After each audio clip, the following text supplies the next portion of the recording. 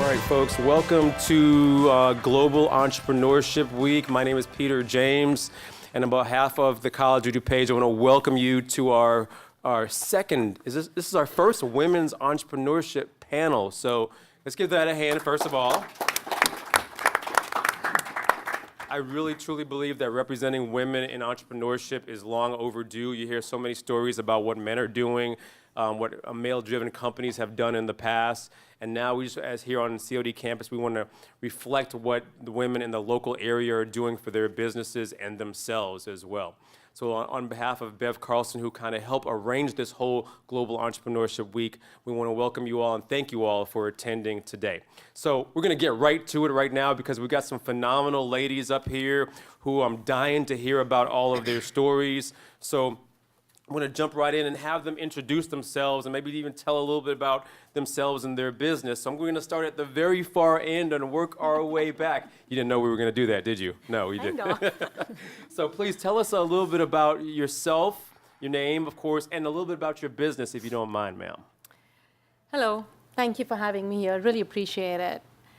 My name is Manvi, and I have a small social enterprise. I work with artisans in India, and they craft beautiful pottery, or, for instance, I also work with artists who are continuing a tradition in their visual arts, and I bring their works here to larger audiences.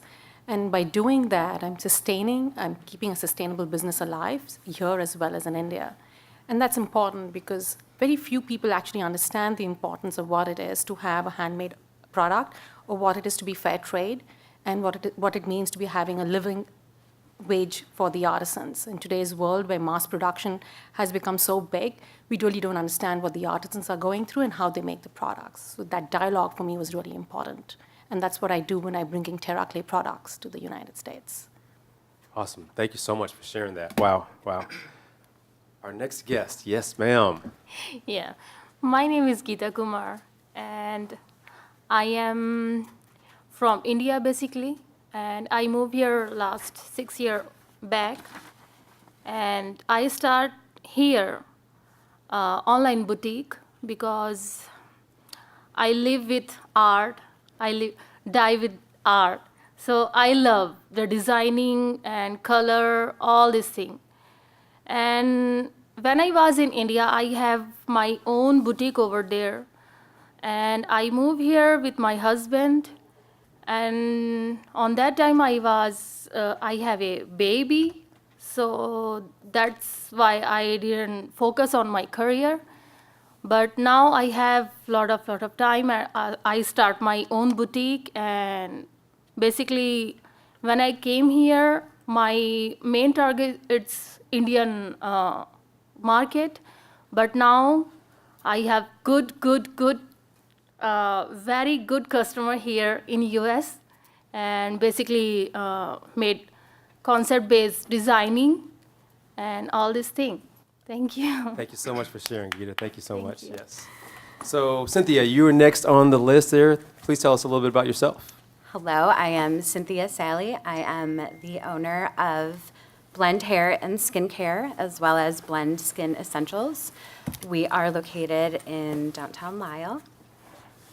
I actually started off as a makeup artist and opened up the salon in 2012. We recently expanded and doubled the amount of employees that we had. We are now already working on a salon concept, which will hopefully be open in 2021.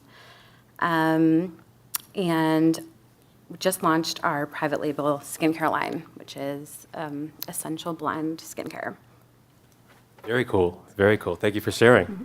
You might have to talk more about that a little bit later on as well. Yes. Hi, good afternoon. My name is Linda Ritter. I'm the owner and one of the founders of a large residential developer for home building business, and started the business about 18 years ago now. I was formerly an executive at American Express and Citibank, and spent a considerable amount of my time traveling. And when I had a family, I wanted to capitalize on some strengths that I had between business management and design services and spend more time with my family versus, on board an airplane. So we started Tiburon Homes 19 years ago and have grown the business substantially and been published all over all kinds of publications. And we recently started a cabinet building business as well. We saw a need in the marketplace to supplement high-end luxury residential cabinetry. So Wildwood Cabinet Works is the name of our cabinet line. And we have a lot of members of our family in the business now, as well as some people that have worked for us, thankfully, for 17 and 18 years. So thank you for having me. Very awesome. Thank you so much for sharing. Very awesome. So last but not least, of course, we have Jackie, who is one of our distinguished alumni from the college here at the College of DuPage. So Jackie, we're very familiar with you, but please definitely share a little bit about yourself and your business. Thank you. I have been an entrepreneur for a third of my life. This was my dream since I was a little girl, and I started a marketing PR agency in 2006. And now we just celebrated 12 years in business, continues to grow and, get the attention of a lot of Fortune 500 companies. Most of our clients are B2B, manufacturing, IT, and professional services firms. We allow them to be featured as thought leaders in trade publications. I published my first book in 2010 that has led me to 10 more books. I just launched my 11th book at the New York Times to a sold-out event in October, followed by my second tour in Europe to present my book series, Today Inspire Latina, in Amsterdam and Paris.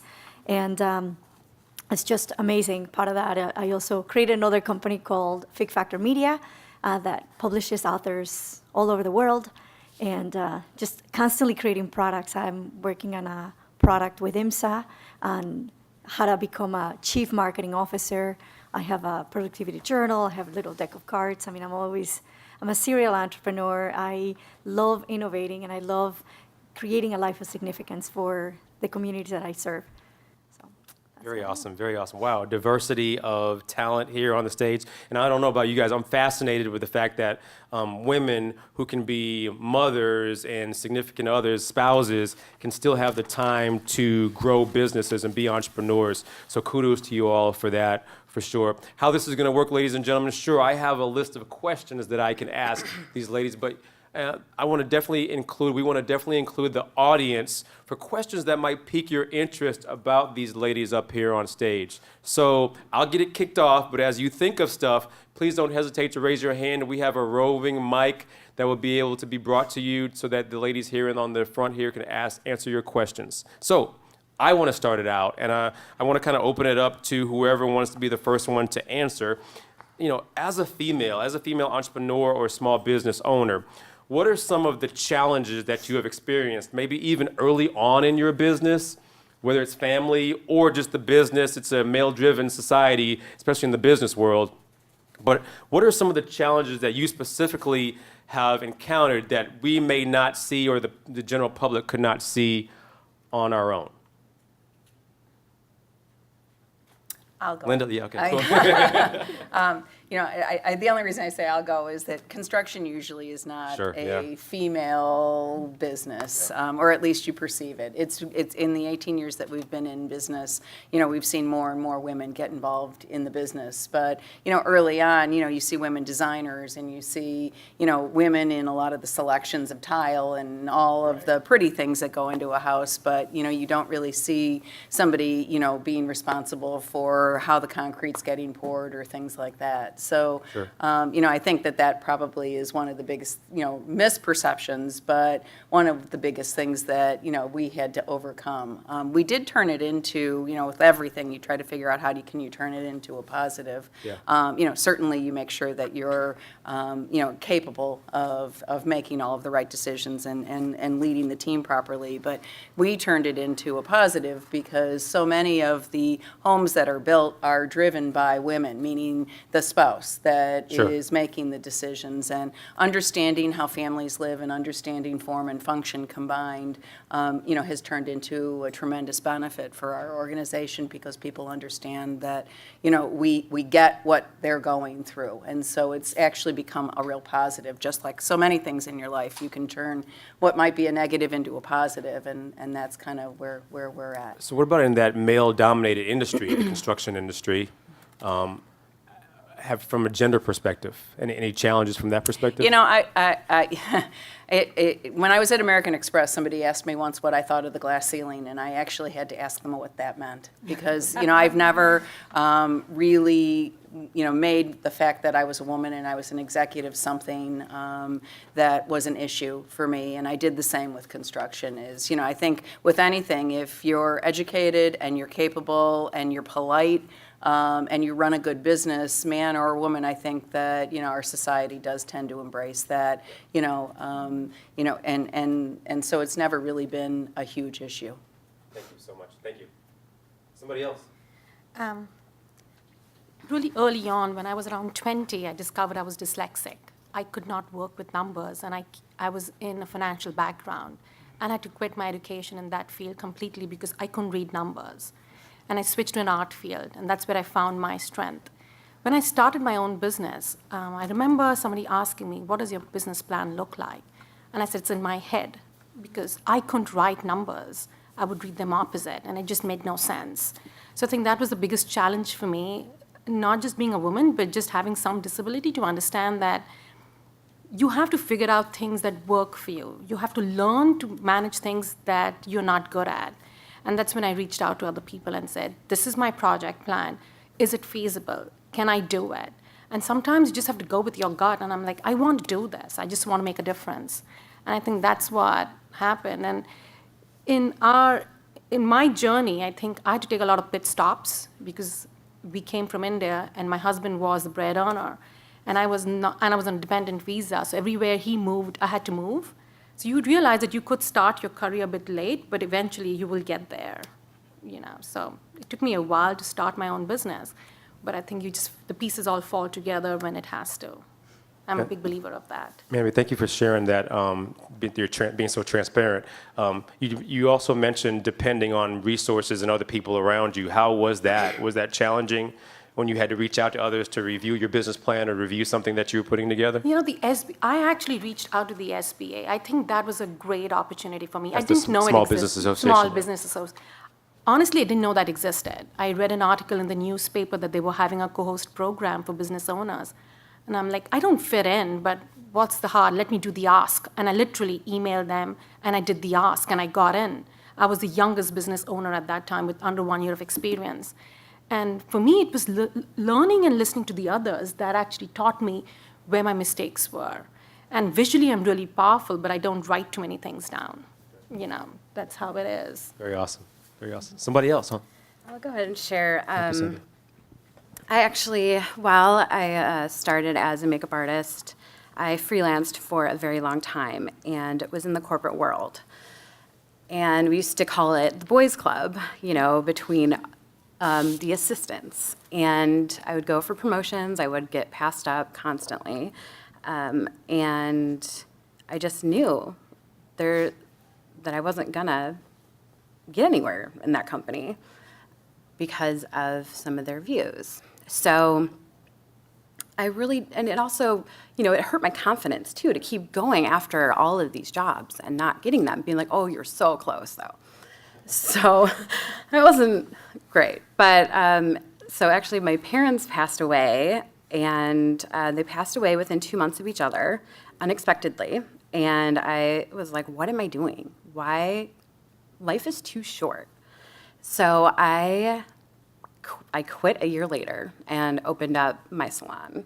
So I took a year to really, get everything going, but I just decided I'm going to be in charge of my own fate. So you mentioned that year. I'm dying to Yes. find out what that year looked like. Just a little bit of some of the challenges, if you don't mind sharing. Oh boy, well. Some of the peaks and valleys. Well, it was a very emotional time, for sure, but I was already buying different equipment because I knew that someday I was going to do this. I remember buying a stool, a makeup stool, and without even having a place to put it.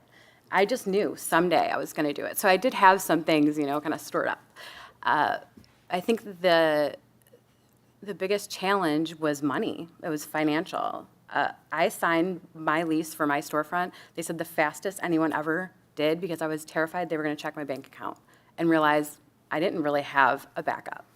So that was probably, it was scary, but I'm of course glad I did it. And a lot of it is just trusting your gut. And if you have the passion, then there's a whole nother thing going into, permits and, being in a town and having a storefront and, it's a lot of paperwork and, there's a lot that goes into it, but sometimes you just have to take a leap of faith, but be smart. A leap of faith. Anybody else, Jackie? Yeah, I think I had a double challenge. Some of us might have experienced that. Mine was the fact that when I came to the United States, I didn't speak a word of English, right? And I'm 23, and I'm starting a marketing communications agency for male CEOs, Caucasian CEOs between the ages of 35 and 65. That was my target audience. And it took a lot of confidence to say, you know what? Regardless of how I look like, I might be the only woman, I might be the only Latina that you work with, I might be the shortest, but I got game. I know that I can take your company to the next level and finding that confidence within. I recently started going into aviation, so I became one of the few Latina airplane pilots in the US. And to go into that world was, again, a test of your confidence, a test of your grit, a test of, what you have, because I also had to learn a new language and understand that, the tower is probably like, wow, there comes the pilotina again, and I want to say like, hey, have an amazing day. And no, you got to be short to the point and be able to adapt in that environment. So I think that an entrepreneur, a visionary entrepreneur, whether you're male or female, you have to be able to adapt, and you have to understand that the value that you have within, that knowledge that you accumulate and that thought leadership that you gain in order to add value to other people is probably the best tool that you can give other people. If you do that, if you provide results, if you mix that magical thinking with the pragmatic thinking, regardless of who you are and how you look like, I think you're going to be able to open up pathways in any industry, in any situation, and that's kind of what I've done, and it's taken a lot of. I've felt, like in aviation, I felt the smartest and also the most dumb person, in the room. I'm like, wow, why am I doing this in the, 3D space? But it goes back to you, find that strength from within, and you can conquer anything. Geeta, we don't want to leave you out. Yeah, I remember when I came here, those time I remember, same, like she said, she don't know English, same as I have problem. And on that time, I don't have any friends here. I only have my dear husband and no relatives here. So I want to talk a lot of people, but same, I don't speak English because my mother tongue is Hindi and Punjabi. So that's the problem on that time. And I want to start my career again when I came here, but I have a baby. So on that time, I am little bit confused. Should I do or not? Then my daughter, now she is 6 years old now. So I have a lot of time to focus on my career. So I start ESL classes as well for the English.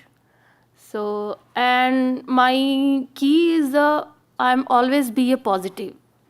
I have lot of tackles, but I always be a positive. I don't afraid. I just hope, no, I can do it. That's it. So I am here. Thank you. And those of you who don't remember, Geeta was one of our star patrons at our Maker Market last spring as Yes. well. So, Jackie, you mentioned target market when you started launching. You said, I heard you very well, because I memorized it. Caucasian males from 35 to 65? Right? So, and that's, I preach that a whole lot with my entrepreneurship class, having a target. What about all of you ladies, as you look to launch your business, did you have a specific niche that you were going after in order to get the momentum going in your business? Maybe you were specializing in that niche. And Jackie, I'll get you started this time so that you can maybe tell us a little bit how that worked out for you early on. Yeah, I think the target audience actually picked me because I started getting a lot of referrals. I started working with a handful of clients that would find me from my marketing days, and when they found out that I had a marketing agency. And one day I was just kind of reviewing. I'm like, wow, this is kind of interesting. Why do I have, most of my clients are, this bracket? And then I started realizing that, that passion that I brought as a Latina combined with the pragmatic approach really resonated.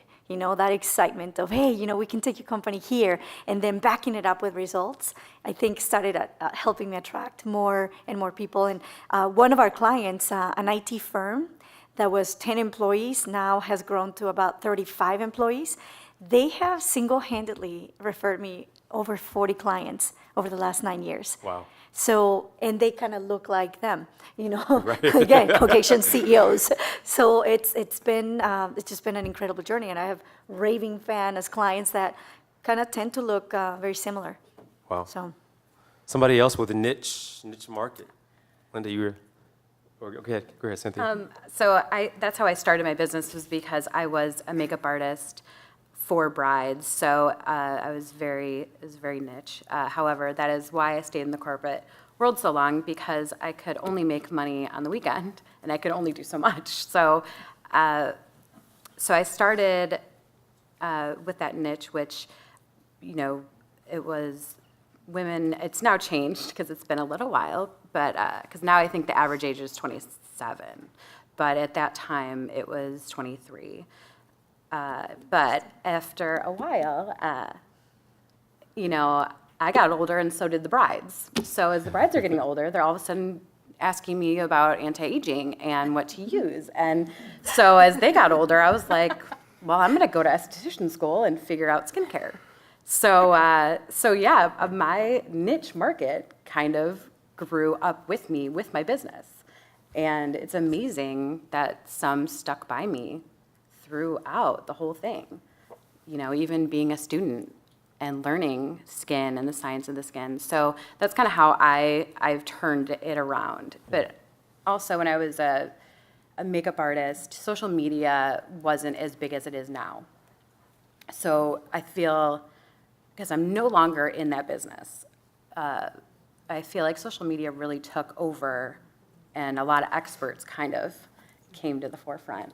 Yeah. But it was a different time. But that's kind of how my little market kind of followed me. They evolved with you. Yeah. Yes. Very cool, very cool. Somebody else? Manvi? I had no idea what target audiences meant. Literally, when I started my business, I just knew about the product, I cared about my artisans, and I cared about the concept. I didn't know what marketing was, social media, nothing. So I pretty much learned from scratch. When I started, I thought, who's got the most money? Who would really invest their time in this? And I was like, Gen X, the millennials, they seem to be a good target audience. And I did some reading and, that's it. Soon realized they were not my target audience. It was generation 40 and up. Those were the people who actually have now got comfortable in what they've done. They've done all that nonsense, and now they really want something meaningful moving forward. And I realized that I had to switch. I had to switch my marketing. I had to switch everything. But I honestly didn't know anything about marketing. Learned it while on the job, literally. And, do you make mistakes? Yes. Is it perfect? No. But I think you keep learning as you move ahead. Every month, every week, you analyze what you've done, what works, what doesn't work, and you just move that ahead. That's it. Yeah, I think a lot of it has to do with responding to what your customers are telling you as well. Correct. correct? And analyzing that too, that is it making sense? Are we getting results? And then if you're not, think about another strategy, think another way of doing it and moving that needle ahead. Linda? Well, our target market is fairly straightforward. You know, it's either you want to build a house or you don't, right? Either you have the financial, ability to build a house or you don't. But What about geographically, maybe? Geographically, I think, and demographically, our average, a lot of our clients are 30-somethings who've been living in the city. They might have 1 or 2 kids, and they're now looking to get into the school system and build a luxury home for themselves. Or it tends to be, surprisingly, the 50-somethings that have already done that, and now they're looking to, make a fun play space for themselves because they're empty nesters. So kind of falls into those 2 buckets. Primarily, we're based in Hinsdale, so, we primarily work that market, which has been a good market with purpose, just because of the circumstances. And then we've worked North Shore, so we do a lot of business up on the lake in Lake Bluff and Lake Forest and such. And reputation, pretty much, while we've been published, our reputation is, primarily where all of our new business comes from, either from architects that we've worked for or other clients that we've built for. Sure. Geeta, what about you, Target? Who do you go after for your fashion? Yeah, my target market, it's all because everyone want to designer wear or good looking, so everyone. But basically, I designing prom dresses and especially bridal dresses. So a lot of customer ask me, they have a nanny dress for her wedding dress. It's old and they want the new design, same dress. So I made this kind of dresses, the new way. So I think in my in my business target market, it's all. Everyone. Yes. Okay, it's kind of broad. What I'm hearing you Yes. say is. Right. Hi, I have actually 2 questions. I have one for Geeta. Just wondering, how did you enter the industry and how did you grow your clientele? You say you have an online business. And the second question is for Jackie. As a Latina myself, I would like to get advice as to how you overcome the stereotypes, the stigmas that we carry, especially when we enter, when we come from another country. We have to learn a language and adapt to the culture and all of that. How do you break all of that? You start. It's kind of interesting because, yes, I work primarily with my marketing agency with Caucasian CEOs that are growing and building their companies, and they're thriving, and they want to get noticed. But for my 7th book, I came up with an idea to create a book series. And at that point, it was just going to be 1 book with 10 women to feature their stories. Everyone supported, 2,000 words, and they became a contributing author, right? It changed their life. And fast forward, I now have 105 Latinas representing almost the 20 Latin American countries. And we've expanded all over the world. I'm launching an edition 5 here in Chicago and 1 in Belgium in October 2019. So what's interesting is that I used to be I wouldn't say ashamed, but I used to be, when I got here to the United States and I didn't know who I was trying to figure out who I was as a person. And then on top of that, like, oh, you're Latina, you don't speak the language, you don't have all the cool clothes that all the kids have, and you don't have a car. And I didn't live a normal high school life, because of those shortcomings and all those obstacles that I had. And at some point I felt like, wow, I wish I were somebody else. On top of all that, I'm like, people discriminate me because I'm Latina, because I have an accent or whatever. And you know what? It's interesting because I started owning that power. One day I looked at myself in the mirror and I said, you know what? What if I just loved you the way you were? That would be kind of cool, to just love you. And then from that point forward, my life started to change. And it sounds like this magical, whimsical thing, but it was a conviction. And what is interesting, fast forward to today, as I just received a beautiful award for the impact that I'm doing worldwide with women around the world. In Amsterdam, I was featured on a cover of a European magazine for my impact with Latinas around the world. And I have now Caucasian women and women from all cultures say, can I be Latina? Can I please be, And to me, having my parents have people come up to them in Mexico or here everywhere say, you're Jackie's, dad and you're Jackie's mom. I think our actions, when you start to embrace your power and you start to embrace the beauty that you bring to the world and you use that as a strength to elevate other people, magic happens. And I'm now wrapped into this two worlds of 105 Latinas and continuing to grow around the world. And I'm wrapped into this pragmatic, amazing world of results and growth and exponential opportunities with my clients. And it's just a beautiful place to be. Geeta. Yeah. So, when I was in India, I was in high school on that time, and I designed a lot of design and illustration as well. And my sister, she asked me, you want to learn the designing or all these things? Then on that time, I removed that part because I was very young on that time. Then I have a servant in my house. Those lady want new clothes for her daughter, and that lady don't have that much of money. She asked me, she bring her sari. She asked me, could you make a dress, this fabric dress for my daughter? And I just wonder, she asked me, then I try and she like very much, and I never charge. Because she actually, I feel she's my family, not a servant. So she give me a lot of contacts. So on that time, then I started in designing and fashion designing. Then after that, I take a 18-month diploma in India. Then I have lot of good friends. They like my designs. So then I start online boutique as well. So that's it. And what I like a lot about some of their stories is that their journey continues. It's like an evolution even for their own, where they are in their journey of their businesses, the journey of their careers, journey of their entrepreneurship ventures. So kudos to you all for continuing that even as we speak as well. More questions from the audience. This is good stuff. So we have one. Yes, ma'am, in the pink. So have you ever been in a room full of just men and you're the only or one of only a few women?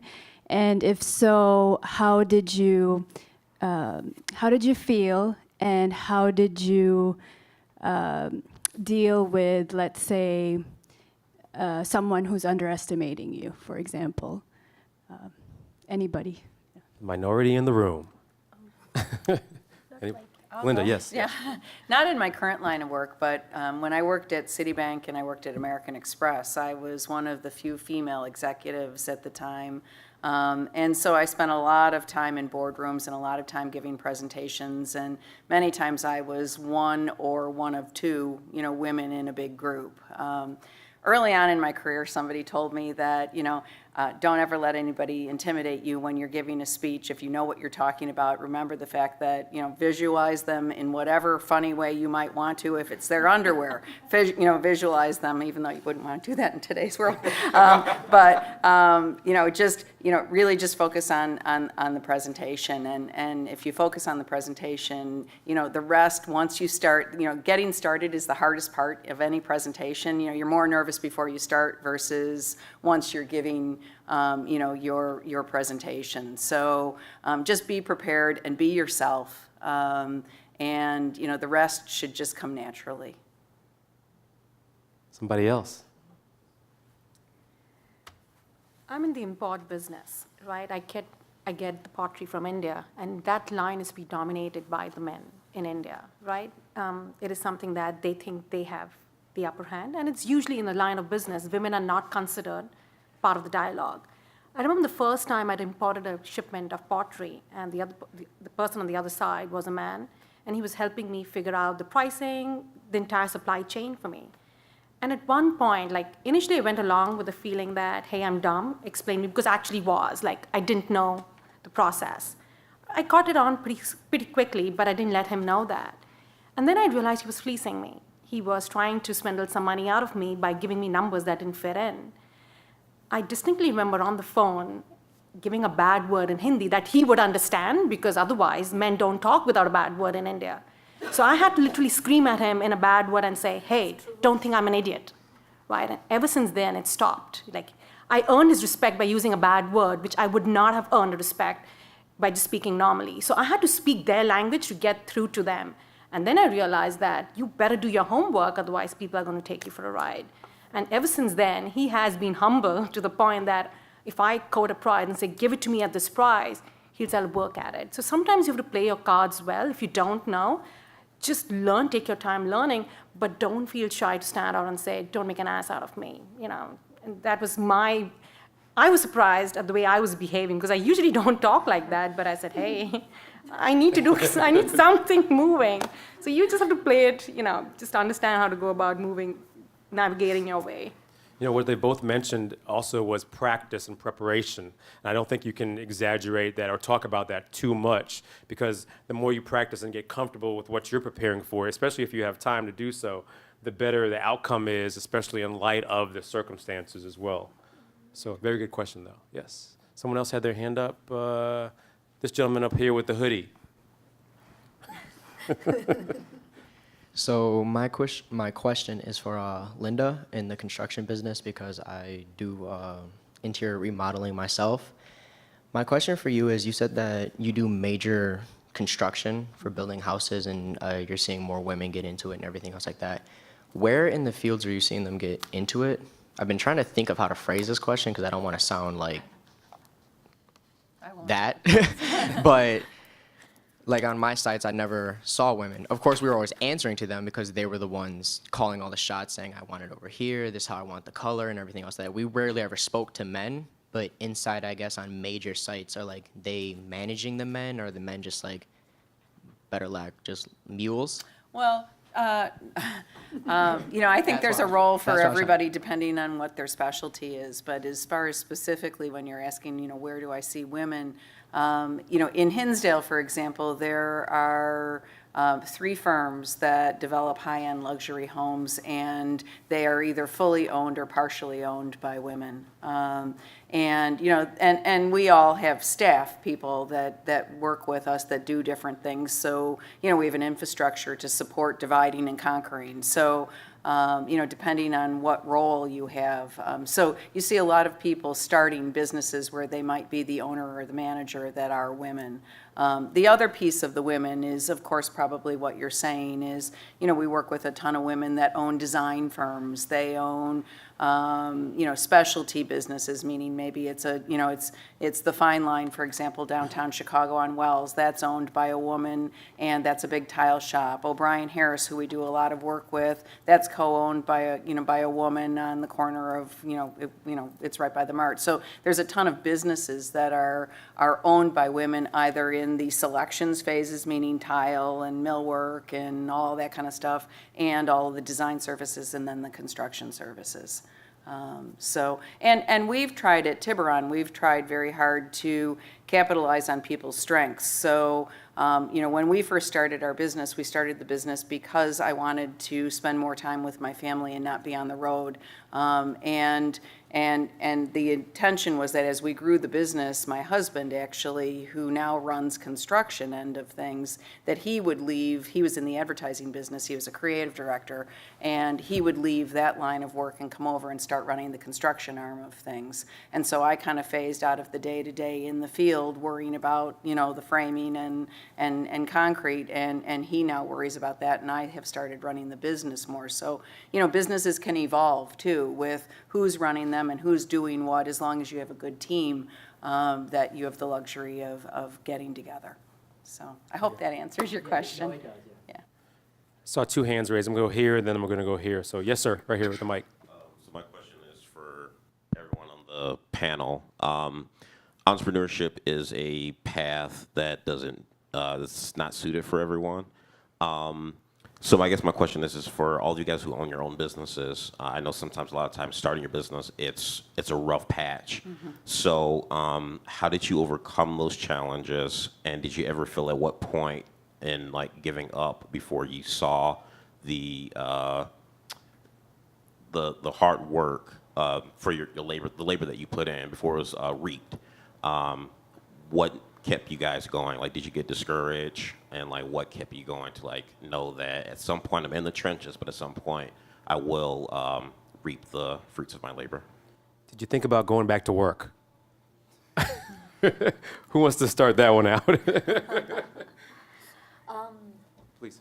You know, entrepreneurship is much like aviation. I've been kind of reflecting on this because aviation requires a lot of planning. And I believe that for every minute that you plan, you save 10 minutes in execution. That's something that I heard from Brian Tracy, and it's powerful, and that applies in aviation. Aviation is also this beautiful fusion between the whimsical, where you dream about, becoming a bird, but then you also have the awesome responsibility to keep the plane up in the air. So you have this constant, where you're like, wow, what can I achieve with my dreams as an entrepreneur? And at the same time, what do I need to keep the engine running? Also in aviation, if you find yourself 5,000 feet up in the air and the engine quits, you're not going to quit. You have to become the pilot in command of that plane and land safely. You have to convert it into a glider so that you can land beautifully and safely.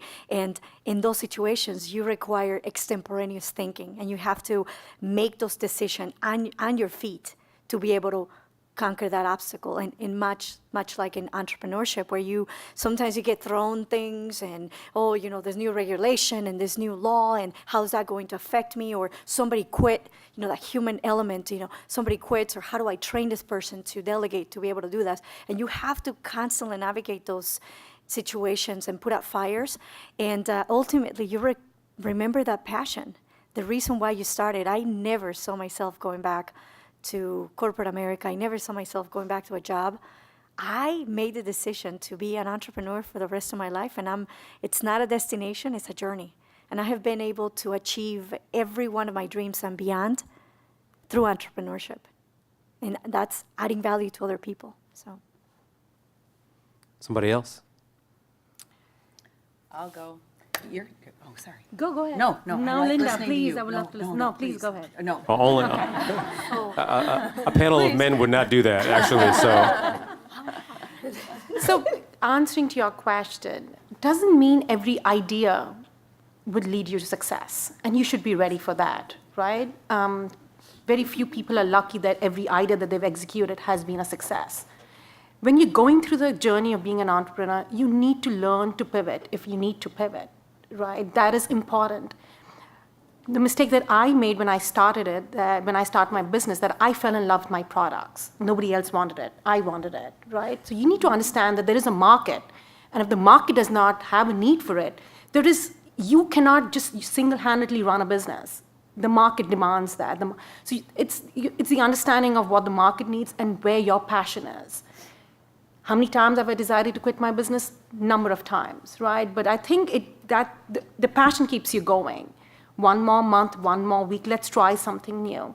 But ultimately, you have to decide what to give up and what to start new or how to pivot. So it's an ongoing process, like everything else, right? Like as a parent, I compare it to my parenting way of bringing up my kids, right? I made mistakes, yes. Am I going to die? No. I'm just going to move ahead and see how better I can parent next time, right? So businesses are like that. You learn, you make mistakes, move on. Stop. If you start sulking and dwell in it, hey, it's not going to benefit anybody. But not being an entrepreneur, that's not an option. I'm from the gig economy. I've always been from a gig economy. I've never worked, honestly, a 9-to-5 job, and I don't plan to.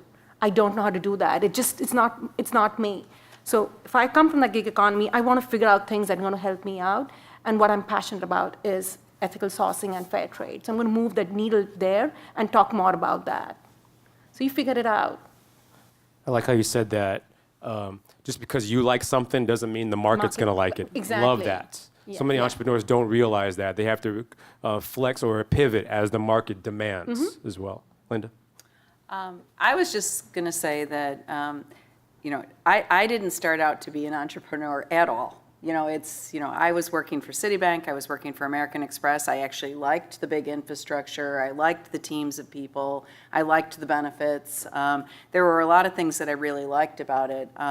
What I didn't like was, all of the travel. I was gone about 85% of the time. And when I had a family, it became very challenging. And so sometimes I think you have to listen to the circumstances in your life and make decisions that are right for you at that stage of your life. So Amex and Citibank were great places for me when I was there, but when I had a family, being gone all the time wasn't an option. And we kind of, I have said this to a lot of people, we kind of stumbled into the business that we're in now. It wasn't, this big planned out thing. I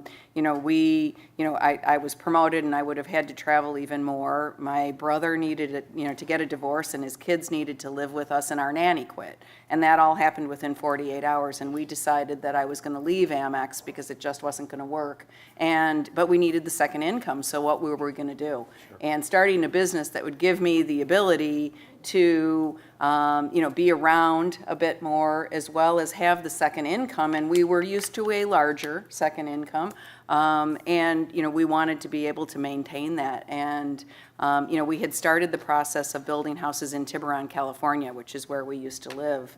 And it was such a bad experience, and both of us had design backgrounds and business backgrounds, that because we had such a bad experience building a house in Tiburon, we said, why not do this?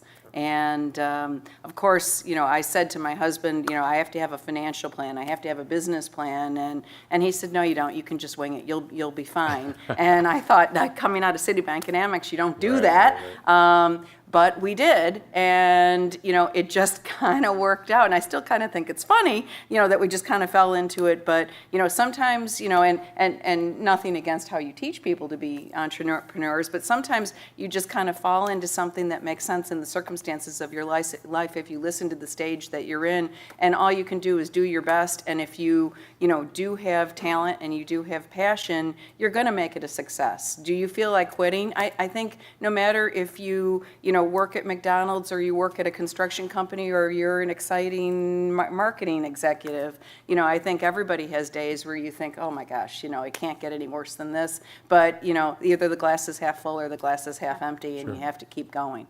So, go if that's what you want to do. Very cool. Thank you for sharing as well. Yes, ma'am. That was your question there. Okay, so we have one more question from the audience. Lady in the pink again. Yes.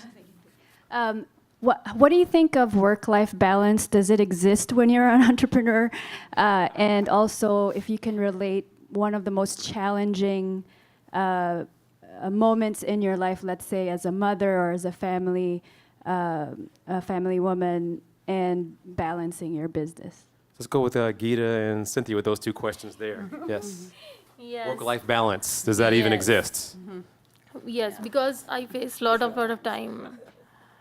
I got very big concept like bridal dresses, or on that time, same my daughter going to school, she has a lot of school work or blah blah, and I a little bit confused where I should focus, my work or my daughter. So yes, little bit stress, but if you focus on yourself, you find your way. So that's it. Yes. I'm sure it sounds like a late night that night too. Yes. Yes. Lot of time. Right. Cynthia, yeah. When I had my daughter, it was definitely hard being a new mom, and figuring that out, for sure, was not something I was prepared for, because you really don't know until, you have a child, how much I was going to say, you know what, I'm just going to be at home. I just want to be at home all the time, and then she turned 2, and I was like, I'm going I want to get out of there. So it is easier dropping her off now at daycare, but I really had to think about what was important to me, what makes me happy, and, leaving something for her if she wants it. And now I have a son too, so for him, if he wants it. So that was something that I know I would love it if they did that, but if they don't, that's fine too. I just want them to know how much hard work it took for me to get where I am. And I think also, when you talk about success and whether or not, someone's successful, and a lot of people put a dollar amount on that. And I feel that I'm able to balance my work and family life because of my business. And to me, that's more successful than money. So I actually think it works out better, because I am my own boss. So if I have to take a day off, I can. And so I try to just turn it into my favor instead of making it an issue or a problem, I guess. I think today more than ever, you're more able to be flexible with your jobs than you have in years past. Technology, transportation is much better than it has been in years past. So yeah, kudos to you for being able to do that for sure. Gentleman right here, we had a question. No? Oh yes, okay. One last question from the audience, then I got a final question to wrap us up. This has been great. So my question is for Cynthia. You said you opened up your own salon. So from the moment you opened, how long did it take you to break even or actually be profitable as a salon? And then my second question is, what would you say makes your salon unique? Like, why would someone want to go to your salon as opposed to like Supercuts or something? Cynthia, those are great entrepreneurship class type questions right there. All right. Wow. I actually, so we opened in 2012. We expanded in, so it was 2 years ago. So I basically reinvested most of the money. We are now profiting greatly. So I was able to have the luxury of reinvesting. So actually, that question about getting out of the corporate world and then wanting to go back in, I was able to contract out myself to companies. So I could make, I call it someone else's money, because it's not money that I have to find the customers for. So that was something that I would do. So I would work at the salon, go back home, and I'd work for someone else and be a contractor. So that worked for me, so that I was able to reinvest and expand. Now, your second question. What makes you so unique? Yes, what yeah. makes you unique? So we are, every person that does hair at our salon is their own boss. So they're already seasoned stylists. They run their own business. They know how important education is. So they are extremely talented, and their clientele will come to them, if that makes sense. Very cool. So it's been some great questions. Thank you so much for studio audience. But I have one question to kind of wrap this all up. And I ask a lot of entrepreneurs that come here on COD campus, because I think we have such a diverse student base, and they're looking to start their careers, expand their careers for that matter. But if you were in their shoes, if you were your younger self or in taking classes, knowing then what you know now, what would you tell your younger self to do differently, how to start? And Jackie, we're going to get it kicked off with you right away as well for your younger Jackie. What would you tell yourself? I would make a list of all the things that I absolutely love to do. And I would make myself a transmitter and a receptor of what I call inspirations or divine downloads. Because what I have found over the years is that the more that I align with the things that I love and infusing that energy and that positive force of nature that comes from within, because I just love it so much, the more magnetism that I create for opportunities and doors from everyone around the world. And that is what is happening to me now. So find yourself 20 to 30 things that you love and invest time doing that so you can align with your true, authentic self. And then be open to those divine downloads so that you can continue to follow your path. That is going to be ups and downs and turns and twists, but at the end, it's going to continue to lead you to that alignment of who you are authentically. Very nice, very nice. Linda, yes. Oh. That's a tough one, right? Buy Apple stock, lots of it.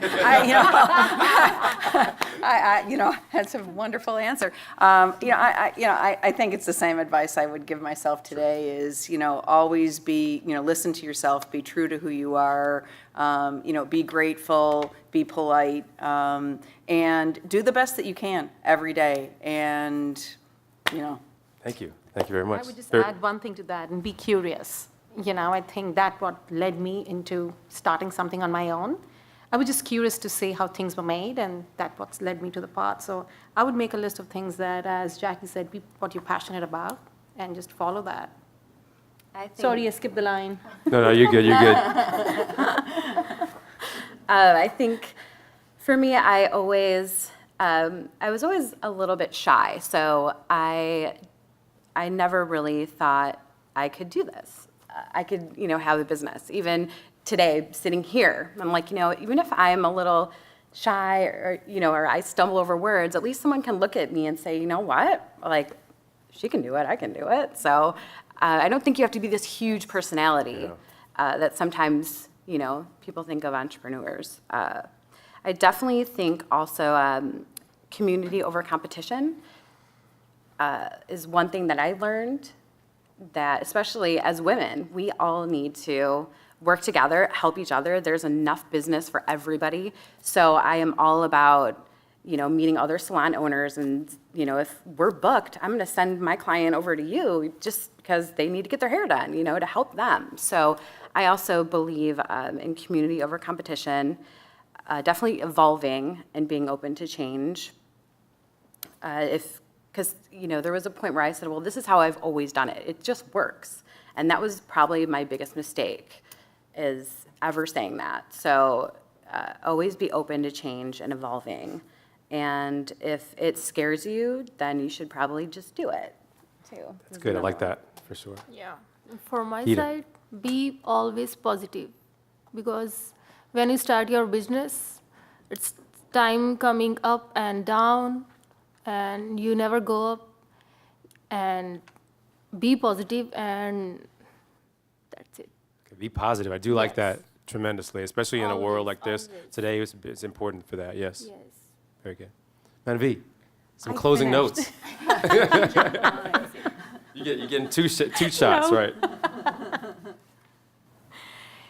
Coming on the panel here, I've learned from all of you women. It is something that you kind of have it on the back burner, but when you're working and doing through the everyday, going through everyday business, you kind of forget. So from Jackie, like the inspiration, persistence, grit, involving women, like just the fear, what you're afraid of, like thinking of starting a new product line next year, and I'm afraid, and I think that's the motivating factor for me. If you're afraid, it's good, because that's what keeps you humble and keeps you going. Learning from her to be positive, I think I would tell myself when I was younger that you're going to face these things, and be a child. Honestly, just be a child, because when you're a child, there is much more opportunities for you to learn and overcome things. And when you're an adult, don't overanalyze too many things. It doesn't help, because then you could get stuck in that and you would never be able to break out. So just go with the flow sometimes. If you make a mistake, start again. That's it. So thank you, ladies, very much, and we truly appreciate you coming to College of DuPage. Thank you. Thank you.